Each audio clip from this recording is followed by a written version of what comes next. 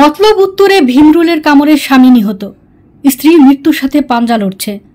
মতলব থেকে শেখ ওমর ফারুকের প্রতিবেদন। মতলব উত্তরে ভীমরুলের কামড়ে স্বামী নিহত হয়েছে, স্ত্রী মৃত্যুর সাথে পাঞ্জা লড়ছে। নিহত ব্যক্তির নাম মোহাম্মদ সালামতুল্লাহ মিয়াজি, বয়স 60। সে আলোর সন্ধান সমবায় সমিতি লিমিটেডের সাধারণ সম্পাদক। স্থানীয় সূত্রে জানা গেছে 18 এপ্রিল দুপুর 2:30টায় মোহাম্মদ সালামতুল্লাহ মিয়াজি এবং তার স্ত্রী শেফালি বেগম দক্ষিণ দুর্গাপুর থেকে মেয়ের জামাইয়ের বাড়ির উদ্দেশ্যে রওনা দেয়। খাসিরচর ঘোষবাড়ির কাছ দিয়ে যাবার পথে হঠাৎ ভীমরুল বাসা থেকে বের হয়ে স্বামী এবং স্ত্রীকে কামড়ায়। এতে তারা দুজন মারাত্মক আহত হন। পরে তাদের মতলব উত্তর উপজেলা স্বাস্থ্য কমপ্লেক্সে নিয়ে যাওয়া হয়। অবস্থা বেগতিক দেখে কর্তব্যরত চিকিৎসক তাকে উন্নত চিকিৎসার জন্য ঢাকায় পাঠায়।